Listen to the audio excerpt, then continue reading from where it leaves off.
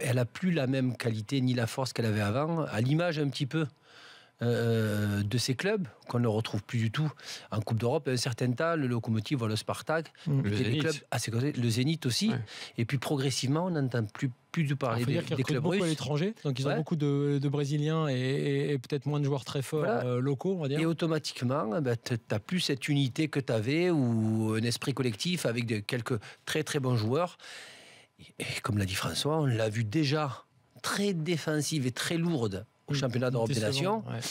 Et là, je veux dire, ils ont eu le temps pour préparer la Coupe du Monde. Et quand on voit cette équipe, même si c'est contre la Nouvelle-Zélande, et eux ont les moyens, je veux dire, pour former une super équipe. Mais le problème, c'est que peut-être avoir trop d'étrangers dans une équipe nationale, on le voit avec l'équipe nationale d'Angleterre, ça peut pénaliser. Si tu penses en termes de formation, quand ils ont la Coupe du Monde en 2010, qui est le même jour que le Qatar, ils l'ont obtenu en même temps, en 2010, tu avais le temps de faire une formation et de profiter d'une génération pour qu'en 2017... et a fortiori 2018, tu aies des joueurs qui soient prêts.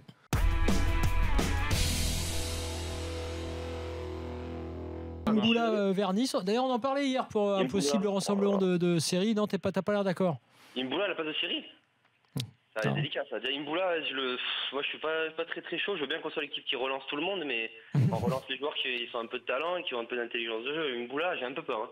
S'il commence à pas jouer dès le début, il va, vu qu'il se prend pour El Phénoméno, s'il joue pas dès le début, il va un peu foutre le boxon. Moi, je suis pas chaud, je suis pas rassuré d'un Mboula. Après, si on le fait sur un an et qu'on prend pas, on fait un prêt et qu'on le tente comme ça, bon, on le tente, on perd rien, mais je suis pas emballé. C'est comme d'ailleurs comme toutes les nouvelles recrues pour l'instant.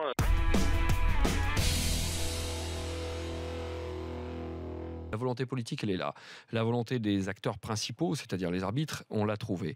Le mode opératoire, pour l'instant, il a été mis clairement en place et assez clairement appliqué.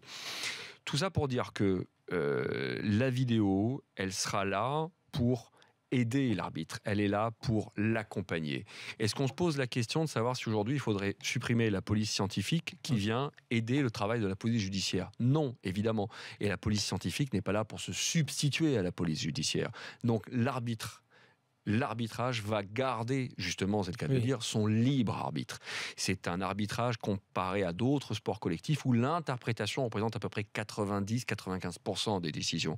Là-dessus, et tout le monde, parfois, dans le monde des médias, avec des cris d'orfraie sur « Ah oui, mais c'est plus la même chose, l'injustice, il faut quand même le charme du foot ». Non, l'arbitre va pouvoir continuer à faire parfois des erreurs, sauf qu'il aura une marge d'erreur beaucoup plus réduite parce qu'il sera assisté par un arbitre vidéo.